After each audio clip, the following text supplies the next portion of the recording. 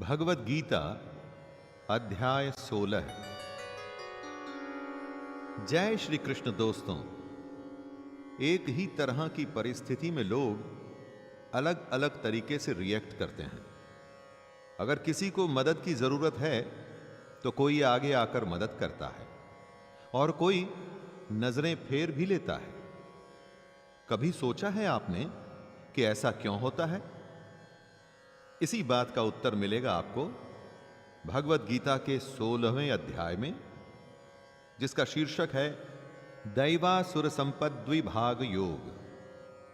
क्यों कुछ लोग दैवी संपदा और कुछ लोग आसुरी संपदा के लक्षणों के साथ पैदा होते हैं, और क्या होते हैं ये लक्षण? मैं शैलेंद्र भारती आप सभी की आज्ञा से प्रारंभ करता हूं भगवत गीता का अध्याय 16, दैवासुर संपद्विभाग योग। जय श्री कृष्ण।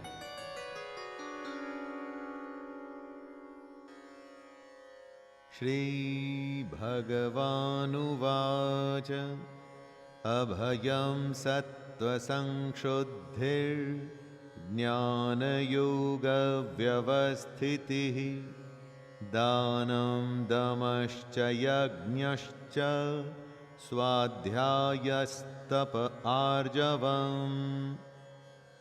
भगवान कहते हैं कि जहां डर न हो, अंतःकरण एकदम स्वच्छ हो, तत्व ज्ञान को हासिल करने के लिए ध्यान योग में निरंतर प्रतिज्ञा हो, सात्विक दान हो, इंद्रियों का दमन करने की इच्छा हो, भगवान, देवता और गुरुजनों की पूजा की जाए और अग्निहोत्र जैसे उत्तम कर्मों का पालन हो, वेद शास्त्रों का पठन पाठन, कितने भी कष्ट आएं लेकिन स्वधर्म का पालन किया जाए, ये सारे लक्षण होते हैं दैवी संपदा के। संपदा का अर्थ वैसे तो धन, दौलत और ऐश्वर्य होता है दोस्तों, लेकिन दैवी संपदा के गुण हमारी दुनिया की संपत्ति से बिल्कुल अलग होते हैं। कृष्ण ऐसा कह रहे हैं कि यही तो सबसे बहुमूल्य संपत्ति होती है। अहिंसा सत्यमक्रोधस्त्यागः शान्तिरपैशुनम् दया भूतेष्वलोलुप्त्वं मार्दवं ह्रीरचापलम्। दैवी संपदा के लक्षणों को समझाते हुए कृष्ण कहते हैं कि ना मन से सोच के, न वाणी से बोल के, और ना ही शरीर से कभी भी किसी को कष्ट देना चाहिए। यथार्थ और प्रिय भाषण कहना चाहिए, यानी सिर्फ सच और ऐसी बातें बोलनी चाहिए जो सबको प्रिय लगें। जो आपका बुरा करें उसके ऊपर भी कभी क्रोध न करें। घमंड और अभिमान बिल्कुल भी नहीं होना चाहिए। ऐसा न सोचें कि सब कुछ करने वाला मैं ही हूं। चित्त को चंचलता से बचाकर उसे स्थिर करना चाहिए। किसी की भी बुराई न करें। सब प्राणियों पे दया की जाए। इंद्रियों में आसक्ति को न होने दें। ये सारे लक्षण दैवी संपदा से युक्त लोगों के ही हो सकते हैं।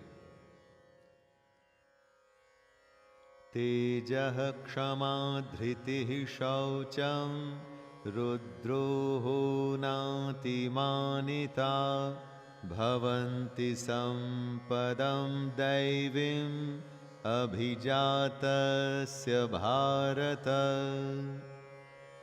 तेज वो गुण है जिसके सामने छोटे, घटिया या बुरे लोग भी इसके प्रभाव में आकर के अच्छे काम करने लगते हैं।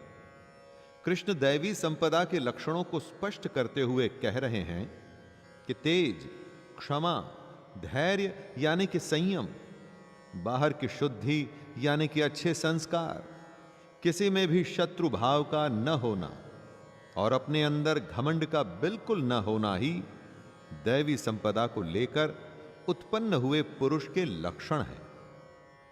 देवताओं के गुण लेकर जो पैदा होता है उसे ही दैवी संपदा से युक्त कहा जाता है। दोस्तों, जो इन गुणों के साथ पैदा नहीं हुआ लेकिन अगर वो अपना बर्ताव ऐसा कर ले तो भी तो उसे दैवी संपदा से युक्त ही कहा जाएगा।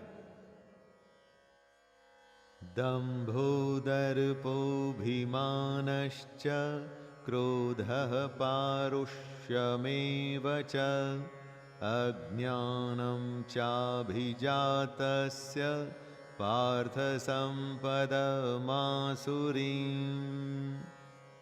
दैवी संपदा के गुणों के लक्षण के बाद अब कृष्ण आसुरी संपदा के लक्षण बता रहे हैं। एक तरह से आप इन आसुरी गुणों को दैवी से एकदम उल्टा मान सकते हैं। जैसे दंभ यानी कि घमंड का होना, क्रोध कठोरता यानी कि क्रूर, रूढ़ बर्ताव और अज्ञान, ये सब आसुरी संपदा को लेकर उत्पन्न हुए पुरुष के लक्षण हैं दोस्तों। अब अगर अगली बार किसी से जब आप मिलें या डील करें तो सोचिएगा कि उसमें कौन सी संपदा के गुण हैं। उसके गुणों से आप उसके व्यक्तित्व का परीक्षण कर सकते हैं और उसी तरीके से बर्ताव भी कर सकते हैं। दैवी संपद्विमोक्षाय निबंधायासुरीमता मा शुचः संपदं दैवीम् अभिजातोऽसि पांडव। मनुष्यों के व्यवहार में दो तरह के बर्ताव होते हैं, दैवी और आसुरी। दैवी संपदा के जो गुण हैं वो मुक्ति के लिए होते हैं। अगर उन गुणों को आप पालन में लाते हैं, नियम से इन गुणों को अपने जीवन में उतारते हैं, तो इसका अर्थ है कि आप मुक्ति की तरफ बढ़ रहे हैं। लेकिन आसुरी संपदा के गुण बंधन के लिए माने गए हैं। बंधन किससे? इस दुनिया से। कृष्ण कहते हैं, हे अर्जुन, तू शोक मत कर, क्योंकि तू दैवी संपदा को लेकर उत्पन्न हुआ है। अर्जुन के सारे गुण दैवी थे, इसलिए कृष्ण उसे हिम्मत देते हुए चिंता न करने के लिए कह रहे हैं। द्वौ भूत सर्गौ लोकस्मिन् वासुर एव च दैवो विस्तरशः प्रोक्त आसुरं पार्थ मे शृणु। कृष्ण ने इस दुनिया का एनालिसिस करते हुए सीधे सीधे इसे दो हिस्सों में बांट दिया है दोस्तों, दैवी संपदा और आसुरी संपदा। मनुष्य दो ही तरह का हो सकता है, दैवी प्रकृति वाला और आसुरी प्रकृति वाला। इन दो के अलावा और तीसरी कोई प्रकृति मनुष्य में आपको नहीं दिखेगी। जब हृदय में, मन में दैवी संपदा के गुण घर कर लेते हैं तो आप एक तरह से देवता हैं, और अगर मन में आसुरी संपदा के लक्षण आ गए तो मतलब आप ही राक्षस बन चुके हैं। यह हर किसी मनुष्य के लिए सच है दोस्तों। आप जितनों को भी जानते हैं उनको भी इन्हीं दो श्रेणियों में बांट सकते हैं। प्रवृत्तिं च निवृत्तिं च जनानां विदुरासुराः न शौचं नापि चाचारो न सत्यं तेषु विद्यते। कृष्ण कहते हैं कि आसुरी स्वभाव वाले मनुष्य प्रवृत्ति और निवृत्ति दोनों को ही नहीं जानते। दोस्तों, अगर किसी को आप उसकी कमी या बुराई के बारे में बताएं और वो समझने को तैयार ही ना हो, तो क्या कभी वो उस कमी या उस बुराई को दूर कर पाएगा? कभी नहीं। आसुरी स्वभाव वाला ये समझता ही नहीं कि उसकी प्रवृत्ति बुरे कर्मों में है और इसलिए कभी उनसे छूट ही नहीं पाता। ऐसे लोगों में ना तो बाहर की शुद्धि होती है और ना ही अंदर की, यानी कि अंतःकरण की। इनका आचरण भी बुरा होता है और इनका भाषण सत्य न होके झूठा होता है। हो सके तो ऐसे लोगों से दूर ही रहें। असत्यम प्रतिष्ठं ते जगदाहुरनीश्वरम् अपरस्पर संभूतं किमन्यत काम हेतुकम्। आसुरी प्रकृति वाले मनुष्य इस जगत की सच्चाई समझने को तैयार नहीं होते। वो कहते हैं कि जगत आश्रय रहित है। ये दुनिया अगर किसी नियम से चल रही है तो इसके पीछे कोई तो होगा। आसुरी प्रकृति वाले मनुष्य धर्म और अधर्म के सत्य को नहीं मानते और ना ही वो ईश्वर को मानते हैं। उनका तो मानना है कि संतान केवल स्त्री पुरुष के संयोग से ही उत्पन्न होती है और इसकी वजह सिर्फ काम है। जब धर्म अधर्म में निष्ठा नहीं होती, उसके बाद बेईमानी, छल या कपट करने से भी वो पीछे नहीं हटते। एतां दृष्टिमवष्टभ्य नष्टात्मानोऽल्पबुद्धयः प्रभवन्त्युग्रकर्माणः क्षयाय जगतो हिताः। दोस्तों, दैवी प्रवृत्ति कंस्ट्रक्टिव होती है, यानी कि रचनात्मक, जबकि आसुरी प्रवृत्ति वालों का रवैया डिस्ट्रक्टिव होता है। ये लोग बस नाश ही करते हैं। एक ग्रुप में कुछ लोग हमेशा ऐसी सलाह देते हैं जिससे हल निकले और प्रॉब्लम सॉल्व हो, जबकि कई सिर्फ ऐसी ही बातें करते हैं जिससे परेशानी और बढ़ जाती है। आसुरी लोगों में उनके मिथ्या ज्ञान, झूठी और गलत समझ उनके स्वभाव को नष्ट कर देता है और उनकी बुद्धि को भी मंद कर देती है। ऐसे लोग सिर्फ बुरा करते हैं और जगत का सिर्फ नाश ही करते हैं। काममाश्रित्य दुष्पूरं दम्भमानमदान्विताः मोहाद् गृहीत्वात् सद्ग्रहान् प्रवर्तन्ते शुचिव्रताः। अपने पैसे और शक्ति में चूर आसुरी हमेशा ऐसी कामनाओं में घिरे रहते हैं जो कभी भी पूरी नहीं होती।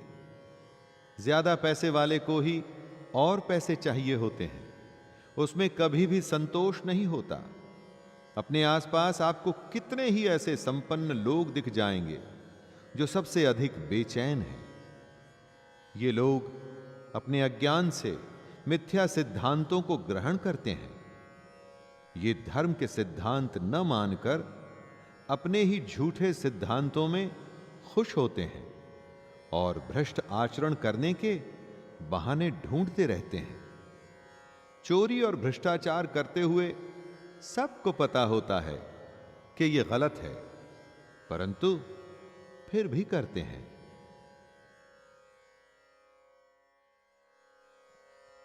चिंतामपरिमेयां च प्रलयान्तामुपाश्रिताः कामोपभोगपरमा एतावदिति निश्चिताः।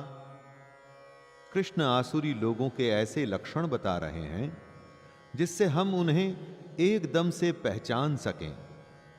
ऐसे लोग हमेशा किसी न किसी चिंता में घिरे रहते हैं। चिंताएं ऐसी जो मरने तक खत्म ना हो, यानी कि मृत्यु पर्यंत रहने वाली असंख्य चिंताएं। जो चिंता में ही घिरा रहेगा वो सत्य से साक्षात्कार कैसे करेगा? दोस्तों, आसुरी लोगों का वैसे सत्य से कोई वास्ता भी नहीं होता। ये बस विषय भोगों में तत्पर रहते हैं। विषय भोग यानी कि इंद्रियों के भोगने से जो आनंद मिलता है, जैसे खाना, पीना, सोना इत्यादि, जो इस तरह के भोगों के आनंद के लिए ही जीता है, तो उसके कर्म कैसे होंगे ये तो अब आप खुद ही समझ सकते हैं। आशापाशशतैर्बद्धाः काम क्रोध परायणाः ईहन्ते काम भोगार्थम अन्यायेनार्थ संचयान। जो कामना में, अपनी इच्छा में फंसा होता है, वो उसके लिए कुछ भी करने को तैयार होता है। यही होती है आसुरी प्रवृत्ति। अपने कर्म को कर्तव्य समझ के करने से ये एकदम उल्टा है। कामना या आशा की सैकड़ों फांसियां इन लोगों को अपनी जकड़ से छूटने नहीं देती। आशा की वजह से इनके मन में काम और क्रोध जैसे भाव आते हैं। काम और क्रोध के चलते ये अपना आपा खोकर अपने विषय भोगों के लिए अन्याय से भी पीछे नहीं हटते। इनका ध्येय सिर्फ अपने भोगों के लिए धन इकट्ठा करने से होता है। इस बात को समझिएगा दोस्तों। आशा, जिससे होता है काम, क्रोध, और उसी से होता है अन्याय। इदमद्य मया लब्धम इमं प्राप्स्ये मनोरथम इदमस्तीदमपि मे भविष्यन्ति पुनर्धनम। जरूरत 2 रोटी की होती है दोस्तों, और 2 जन्म का धन इकट्ठा करके भी आसुरी मनुष्य बेचैन रहता है। क्यों? क्योंकि आसुरी मनुष्य सोचता है कि मैंने आज ये प्राप्त कर लिया है, इससे मैं ये खरीदूंगा, वो खरीदूंगा, ऐसा करूंगा, वैसा करूंगा। और जिस दिन ये खरीद पूरी हो जाती है तो कोई नई कामना, कोई नई आशा, कुछ नया प्राप्त करने के लिए विवश करती है, और ये कामना पहले से बड़ी होती है। इस बार बड़ी कार या बड़ा घर या पहले से भी महंगा गहना लेना होता है, और इस तरह से यह सिलसिला एक फांसी की तरह बस कसता हुआ चला जाता है। अधिकतर तो यह समझ ही नहीं आता, और अगर समझ भी आता है तो बहुत देर हो चुकी होती है। असौ मया हतः शत्रुर्हनिष्ये चापरानपि ईश्वरोऽहमहं भोगी सिद्धोऽहं बलवान सुखी। आसुरी प्रवृत्ति के मनुष्यों को पहचानने के लिए उनके अहंकार को पहचानना चाहिए। ये लोग ऐसा सोचते हैं कि एक शत्रु मेरे द्वारा मारा गया और अब मैं दूसरे शत्रुओं को भी मार डालूंगा। कहने का मतलब, एक जीत के बाद इनको लगता है कि अब ये जीतते ही रहेंगे, और हर जीत के बाद इनका अहंकार पहले से भी ज्यादा हो जाता है। ये लोग एक तरह से अपने आप को ईश्वर समझने लगते हैं, क्योंकि ये अपने आप को ऐश्वर्य का भोगने वाला मानते हैं। इन्हें लगता है कि ये सब सिद्धियों से युक्त हैं, और ये अपने बल और झूठे सुख में ही जीते रहते हैं। आढ्योऽभिजनवानस्मि कोऽन्योऽस्ति सदृशो मया यक्षे दास्यामि मोदिष्य इत्यज्ञानविमोहिताः अनेकचित्तविभ्रान्ता मोहजालसमावृताः प्रसक्ताः कामभोगेषु पतन्ति नरकेषु च। अपने धन और अपने बड़े कुटुंब पर अभिमान करने वाले अपने सामने दूसरे किसी को कुछ भी नहीं समझते। अपने बुरे कामों को ये यज्ञ और दान से धोने की कोशिश करते हैं, और साथ में ही अपने आमोद प्रमोद में मस्त रहते हैं। इनका जो मोह है वो अज्ञान से पैदा हो रहा है। इनका चित्त एकदम भ्रमित है। अपने अज्ञान से पैदा हुए मोह से ये लोग कभी निकल ही नहीं पाते, बल्कि इसके जाल में और ज्यादा फंसते जाते हैं, और इसका नतीजा होता है महान अपवित्र नरक। अगर ऐसे आसुरी लोगों को लगता है कि वो बच गए, तो ये उनकी भूल है। आत्मसंभाविताः स्तब्धा धनमानं मदान्विताः यजन्ते नाम यज्ञैस्ते दंभेना विधिपूर्वकम्।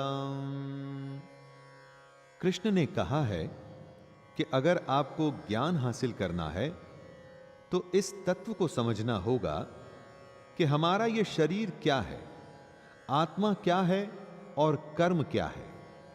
लेकिन आसुरी लोग इस समझ से बाहर होते हैं। ये अपने आप को ही श्रेष्ठ मानते हैं। अपने घमंड, धन और मान के नशे में बस नाम मात्र के यज्ञों को करके इन्हें लगता है कि इनके पाप खत्म हो गए। जो शास्त्र विधि से नहीं होता वो पाखंड होता है। पाखंड से कोई क्या हासिल कर लेगा?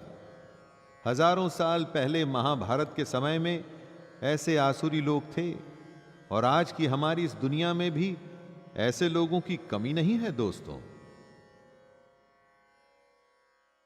अहंकारं बलं दर्पं कामं क्रोधं च संश्रिताः मामात्मपरदेहेषु प्रद्विषन्तोऽभ्यसूयकाः। कंस श्री कृष्ण से द्वेष रखता था। उसका क्या हुआ ये तो आप जानते ही हैं। कंस उस जमाने के आसुरी मनुष्य थे। वैसे ही आसुरी लोग हमारी दुनिया में भी हैं जो कृष्ण से द्वेष रखते हैं, और उनके इस द्वेष की वजह होती है इन लोगों का अहंकार, बल, घमंड, कामना और क्रोध आदि। दोस्तों, अपनी इन बुराइयों के कारण वो ना तो अपने अंदर उपस्थित कृष्ण को देख पाते हैं और ना ही दूसरों में मौजूद कृष्ण को देख पाते हैं।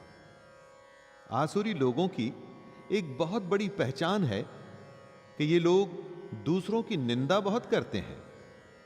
दूसरों की बुराई में इन्हें एक अलग तरह का मजा आता है। तानहं द्विषतः क्रूरान् संसारेषु नराधमान् क्षिपाम्यजस्रमशुभानां सूरीष्वेव योनिषु। कर्मों का किया कहीं जाता नहीं। अच्छे कर्म हैं तो उनका फल मिलता है दोस्तों, और बुरे कर्म हैं तो भी उनका हिसाब किताब होता है। कृष्ण कहते हैं, मुझसे द्वेष करने वाले पापाचारी और क्रूर कर्मी नराधमों को मैं संसार में बार बार आसुरी योनियों में ही डालता हूं। दोस्तों, मरते समय हम अपने संस्कार अपने साथ लेके ही दूसरे शरीर में जाते हैं। यहां हम से मतलब आत्मा से है। जब हमारी आत्मा एक शरीर को छोड़कर दूसरे में जाती है तो अपने साथ सारे संस्कार ले जाती है। आसुरी लोग इसी वजह से बार बार आसुरी योनियों में ही जन्म लेते हैं। अपने जन्म के दौरान उन्हें लगता है कि वो बहुत आनंद उठा रहे हैं, लेकिन असल में वो कृष्ण के द्वारा दिए गए दंड को भोग रहे होते हैं। आसुरीं योनिमापन्ना मूढ़ा जन्मनि जन्मनि माम प्राप्यैव कौन्तेय ततो यान्त्यधमां गतिम्। जब तमोगुण की बाहुलता होगी तो स्वाभाविक है कि सतोगुण और रजोगुण कम हो जाएंगे। तमोगुण नीच योनि में लेके जाता है। आसुरी लोगों को कृष्ण बेवकूफ बताते हैं। ऐसे लोग कृष्ण को कभी प्राप्त नहीं होते। वो लगातार एक जन्म के बाद अगले जन्म में आसुरी योनि में ही जाते हैं और फिर उसके बाद उससे भी अति नीच गति को प्राप्त होते हैं, अर्थात घोर नरकों में पड़ते हैं। बुरे लोग कभी कृष्ण को प्राप्त करने की कोशिश ही नहीं करते। पैसा, मान और प्रतिष्ठा में ही अपना सब कुछ लगा देते हैं। जिसकी कोशिश नहीं करेंगे तो दोस्तों वो मिलेगा कैसे? त्रिविधम नरकस्येदं द्वारं नाशनमात्मनः कामः क्रोधस्तथा लोभस्तस्मादेतत्त्रयं त्यजेत्। दुनिया में हर बुराई के 3 मूल कारण हैं, काम, क्रोध और लोभ। इन तीनों को कृष्ण नरक के द्वार बता रहे हैं। ये तीनों इतने बुरे हैं कि इन्हें आत्मा का नाश करने वाले अर्थात आत्मा को अधोगति में ले जाने वाला माना गया है। आसुरी प्रवृत्ति के लोग इन्हीं तीनों के वश में अपनी सुध बुध खो बैठते हैं। काम, क्रोध और लोभ आपसे हर वो चीज करवाते हैं जो आपको नहीं करनी चाहिए, शारीरिक तौर पर भी और मानसिक तौर पर भी। दोनों कष्ट इन तीनों से ही शुरू होते हैं। इनके चंगुल में फंसने के बाद कोई विरला ही होता है जो नरक से बच पाता है। अगर आपको अपना जन्म संवारना है तो दोस्तों इन तीनों को त्याग दीजिए।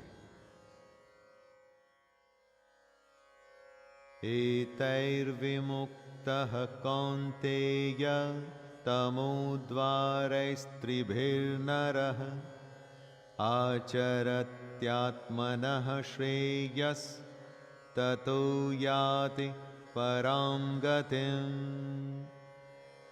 काम, क्रोध और लोभ को कृष्ण नरक का द्वार बताते हैं। जो मनुष्य इन तीनों नरक के द्वारों से मुक्त होता है वो पुरुष अपने कल्याण का आचरण करता है। अपने कल्याण का आचरण से अर्थ यह हुआ दोस्तों कि अपने उद्धार के लिए कृष्ण द्वारा बताए हुए रास्ते पर चलता है और इसीलिए ऐसे पुरुष परम गति को जाते हैं अर्थात कृष्ण को प्राप्त होते हैं। आपको अपनी भलाई करनी है या आपको नरक में जाना है, यह निर्णय आपका है। कृष्ण ने दोनों रास्ते बताए हैं आपको। हर किसी को इन दोनों रास्तों में से किसी एक को चुनना होता है। यह शास्त्र विधि मुत्सृज्य वर्तते कामकारतः न स सिद्धिमवाप्नोति न सुखम न परां गतिम्। लोगों में दैवी प्रवृत्ति या आसुरी प्रवृत्ति का असली निर्धारण होता है शास्त्रों से और किसी से नहीं। जो शास्त्रों का पालन करता है वो दैवी प्रवृत्ति का है, आसुरी प्रवृत्ति का नहीं। आसुरी पुरुष शास्त्र को नहीं मानता। वो शास्त्रों द्वारा कही गई सही विधि को त्याग कर अपनी इच्छा से मनमाना आचरण करता है। अपने घमंड में वो मनमानी करता है, जिस वजह से ना तो उसे सिद्धि प्राप्त होती है, ना परम गति और ना ही सुख। दोस्तों, मशीन या मोबाइल या कार चलाने तक के मैनुअल होते हैं। अगर आप उनका पालन नहीं करेंगे तो आपको मालूम ही है कि क्या होगा। अगर सही विधि नहीं अपनाएंगे तो कोई भी काम कभी भी सिद्ध नहीं होगा। तस्माच्छास्त्रं प्रमाणं ते कार्य व्यवस्थितौ ज्ञात्वा शास्त्रविधानोक्तं कर्म कर्तुमिहार्हसि।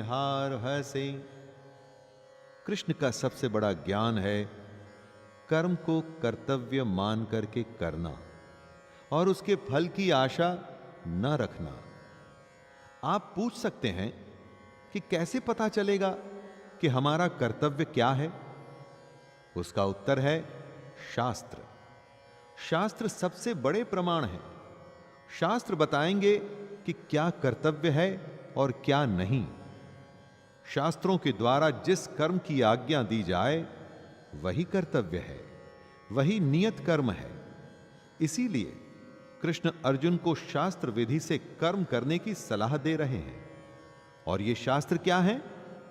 शास्त्र है भगवद गीता।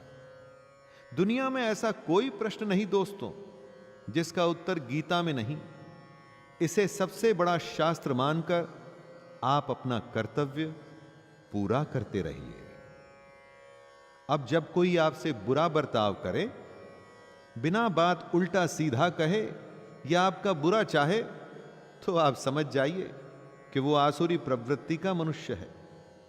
ऐसे लोगों की संगत से जितना हो सके उतना दूर ही रहें और खुद अपनी प्रवृत्ति को दैवी बनाइए, ताकि ज्यादा से ज्यादा लोग आपके पास आएं, आपका सानिध्य चाहें। तो दोस्तों, यहीं पर मैं विराम देता हूं अध्याय 16 को, और फिर से मिलने का वादा करता हूं